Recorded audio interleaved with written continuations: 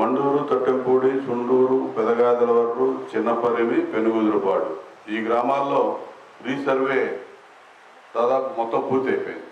నేను చెప్పిన గ్రామాల్లో ఇకపోతే 2 గ్రామాలు వేటపాలెం, ఎడ్లపల్లి గ్రామాల్లో స్టార్ట్ అవ్వాలి. ఇంకా ఆ 2 గ్రామాలు స్టార్ట్ కాదు.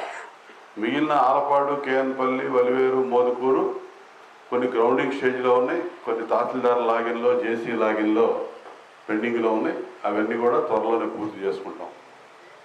స్టార్ట్ కాని ఊళ్ళు మాత్రం 2 ఉన్నాయి.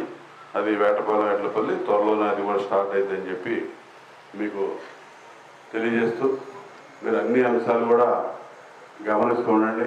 ఈ గ్రామంలో మీరు పార్టీకి కూడా మొన్న ఎన్నికల్లో ఎంతో ఐకమత్యంగా తెలుగుదేశం పార్టీ, జనసేన పార్టీ కార్యకర్తలందరూ కూడా కలిసి పనిచేసి నా విజయంలో ప్రధాన భూమిక పోషించారు.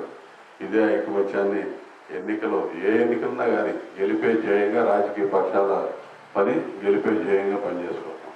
ప్రభుత్వం అధికారంలో ఉన్నాం కాబట్టి ప్రతి కార్యక్రమాన్ని అందిపుచ్చుకొని ప్రజల మధ్యకి తీసుకెళ్ళి ప్రజల యొక్క సాటిస్ఫాక్షన్, వాళ్ళ యొక్క సంతృప్తి స్థాయిని పెంచడానికి కార్యకర్తలుగా, నాయకులుగా అందరూ కూడా పనిచేయాల్సిన అవసరం ఉంది.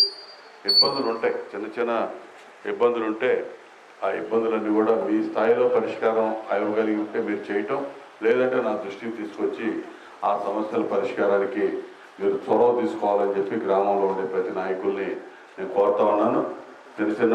ఎక్కడ కూడా ఐకమత్యంగా పనిచేయాల్సిన అవసరం ఉంది.